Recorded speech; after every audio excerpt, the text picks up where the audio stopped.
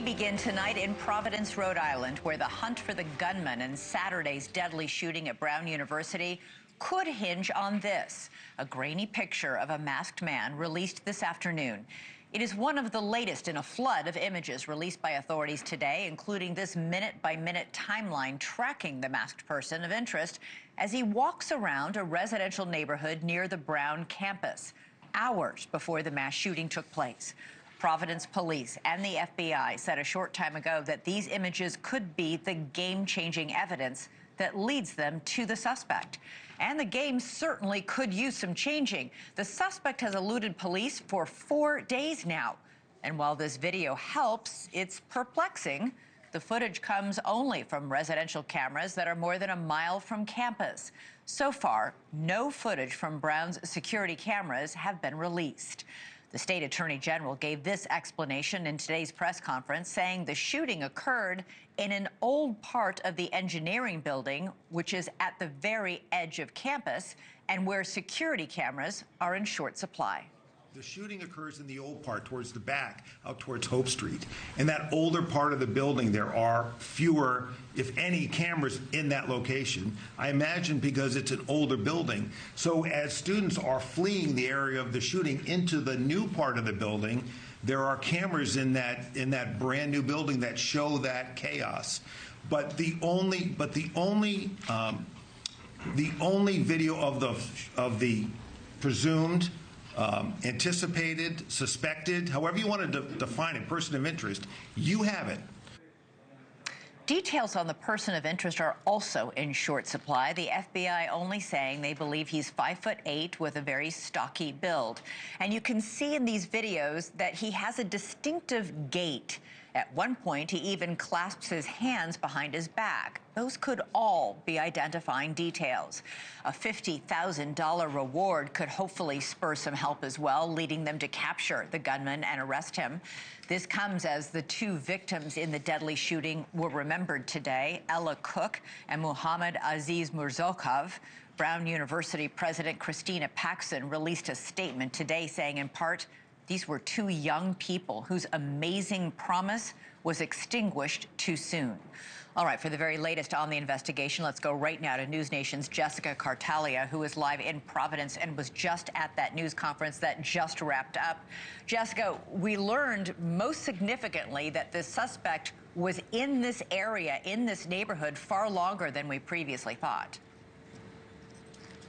Absolutely. And Elizabeth, the question is, where is that suspect now? You know, Rhode Island is not a big state, but I-95 runs right through it.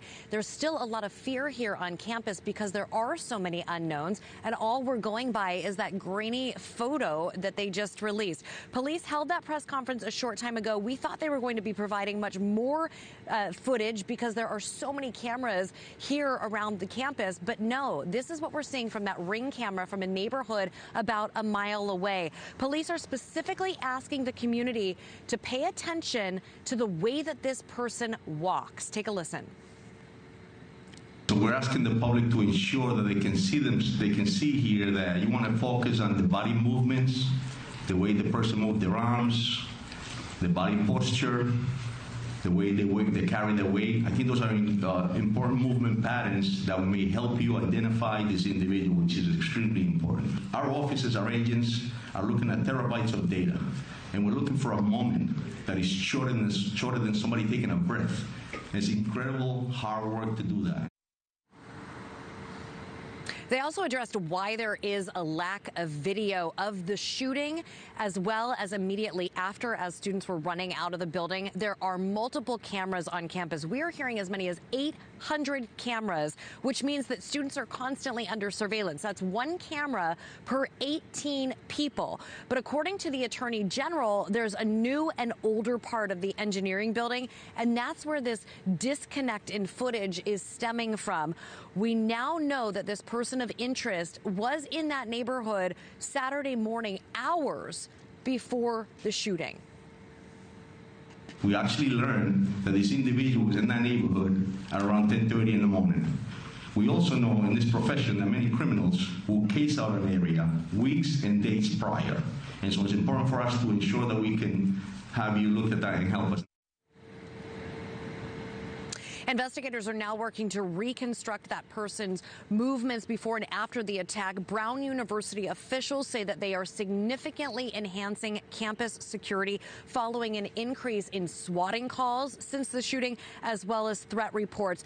We also watched FBI agents as recently as yesterday looking through bushes outside of the engineering building here. There are questions as to why they are still searching for new evidence days after the shooting. Elizabeth, additionally, classes and exams here at Brown University have been canceled. There is a sense of fear here on campus as we do not know where this suspect is. Police even encouraging people to just submit photos or video of anything that they feel may be suspicious. Also reaching out to Tesla owners saying, is there any footage that you may have on your vehicle that you can submit? So this is all just unclear. Not a lot of leads at this point still. Wow, it's incredible that we're now into the 4th day after this event, and we still have no idea who this person is, much less where he is. Jessica Cartalia reporting live from Rhode Island. Thank you. Joining us now for more is former FBI Special Agent James Fitzgerald. It was his unique analysis of the Unabomber's manifesto and letters that led to the capture of Ted Kaczynski. He's also the host of the Code Red podcast and the author of the book series, A Journey to the Center of the Mind. James, great to have you back here. So this new video that the FBI and the police released today is enhanced, and in many cases it does seem to show a clearer image of the suspect. The big reveal, though, is that they believe he was in the area as early as 10:30 in the morning, 4 hours before the shooting. What does that tell you about what he might have been doing? Well, Elizabeth, thanks for having me. But in the profiling and behavioral business, we call that pre-offense behavior. That is someone casing the place, as the chief of police said, but certainly setting himself up for what is about to happen. And I believe it was 4:05 that afternoon. Building courage up, waiting for someone walking by him. We're still not sure who or what he was targeting that afternoon. We can get into that perhaps in a bit. But as important as these hours are and what we're seeing here, I also, and the chief mentioned this, they should specifically go back to Saturday a week ago, the exact same time frame, because this person may have been walking the streets then, certainly the campus. He may be looking to find out police activity. What kind of patrol cars are going by when? When does the shift change? Usually it's 3 o'clock in the afternoon, 4 o'clock in the afternoon, and there's a time sometimes in some cities and college campuses where there's fewer officers on the street. And it so happens it was 4 o'clock when he did his shooting, shortly thereafter. That could be a factor. So all of these are important here.